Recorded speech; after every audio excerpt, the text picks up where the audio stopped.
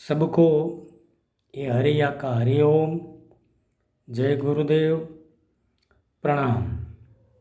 आज एक भजन गुजराती में शिष्य गुरु नो संबंध,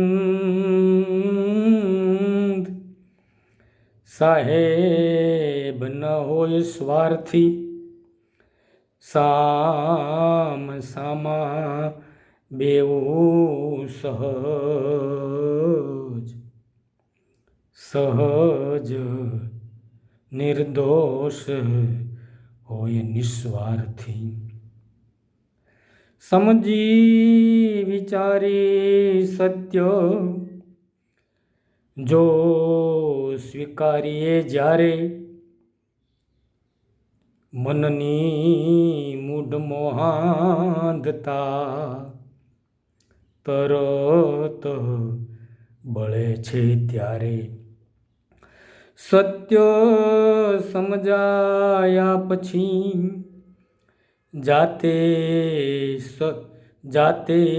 स्वीकारो जारे, जाते सत्य जीवताज तरी जवाय त्यारे, तरी जवाय त्यारे। હવે અહીંયા શરણ ગુરુનું સેવવાની વાત આવે છે। શરણ ગુરુનું સેવવું એનો મતલબ શિષ્ય અને ગુરુનું શરીરનો સંબંધ એ સદાય ક્યારેય ટકે નહીં, કારણ કે શરીર તો બેમાંથી એકનું ગમે ત્યારે છૂટી જાય। પણ અહીંયા શરણ ગુરુનું સેવવું એનો અર્થ સીધો જ મારી દૃષ્ટિએ એ છે કે ગુરુએ દીધેલું જ્ઞાન, એનો અનુભવ એ છેલ્લા શ્વાસ સુધી ભૂલાય નહીં, એ અર્થમાં। હવે ભજન આગળ વધારીએ તો શરણ ગુરુનું સેવતા જેનો જીવડો જાગી જાય।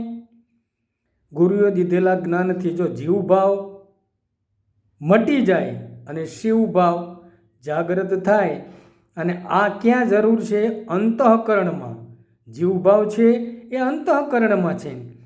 શરણ ગુરુનું સેવતા જીવડો જેનો જાગી જાય, અને તો શું થાય? આધિ વ્યાધિ ઉપાધિનો ભય તરત ભાગે જ ભાઈ। એ શરણ ગુરુનું સેવતા શિષ્યને મળે છે સહાય। અહીંયા સહાયની વાત કરી। કેવી રીતે સહાય મળે? કે જે મનમાં રહેલી મમતા છે એનો નાશ થાય અને સમતા સ્થાપિત થાય, આ અર્થમાં સહાય।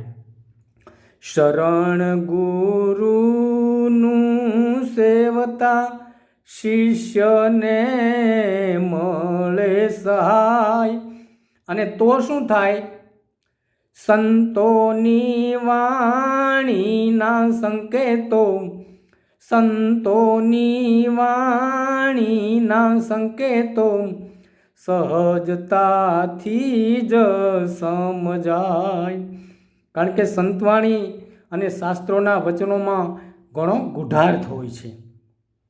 આગળ શરણ ગુરુનું સેવતા ઉરે આનંદ ઉભરાય।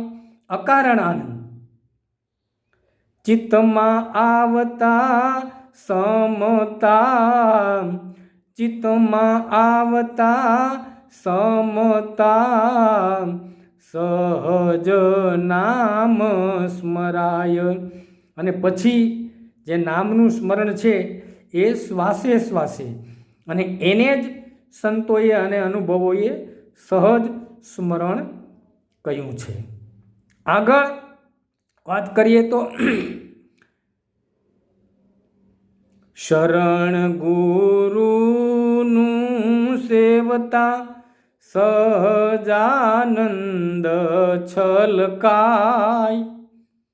સહજાનંદની વાત કરી. શરણ ગુરુનું સેવતા સહજાનંદ છલકાય. અને તો શું થાય? શૂન્ય થતા જ સાહેબ. કારણ કે અહીંયા શૂન્યતાનો અનુભવ, અને દરેક સંતોએ શૂન્યની વાત જ કરી છે. શૂન્ય થતા જ સાહેબ પરાથી પાર પહોંચાય. અને જો શૂન્યની સ્થિતિ આવે તો પરાથી પાર પહોંચી જવાય છે. અને યુગોથી આ ઘટનાઓ અનેક સંતોએ અનુભવી છે, અને એમના અનુભવના પ્રત્યક્ષ પ્રમાણો શાસ્ત્રો અને સંતવાણીમાં આપણને સાંભળવા અને જોવા પણ મળ્યા છે. અને આવું જ્યારે ગુરુ આપણને સમજાવે, જ્ઞાન આપે અને એનો અનુભવ થાય, ત્યારે કોઈ પણ શિષ્ય, શરણાગત શિષ્ય એના ગુરુને ક્યારેય વિસરે નહીં. એટલે અહીંયા હું પણ મારા ગુરુને યાદ કર્યા વિના રહી શકું નહીં. દુનિયાના લોકો એના માટે જે કંઈ અભિપ્રાય આપતા હોય એ એમને મુબારક. એટલે આસારામ બાપુ આવું સહજ સમજાવે સાઈ.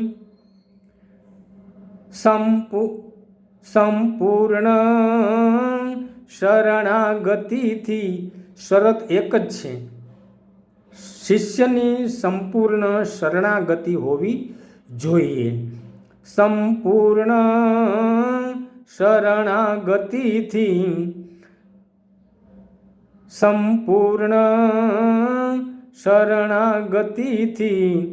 જરૂર સત્ય જણાય.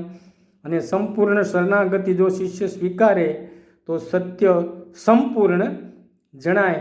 અને અંતિમ વાત, હાથ જોડી કહે હરિઓમ સમય જો ન ચૂકાય. તક તો જીવનમાં આપણને મળે જ છે, પણ જો એ તક ચૂકી જઈએ તો ફરીવાર 84ના ચક્કરમાં આવવું જ પડે. હાથ જોડી કહે હરિઓમ સમય જો ન ચૂકાય. સમય લેશો સાચવી તો, સમય લેશો સાચવી તો જન મારો સુધરી જાય. સૌને ફરીવાર આ હરિયાના હરિઓમ. જય ગુરુદેવ.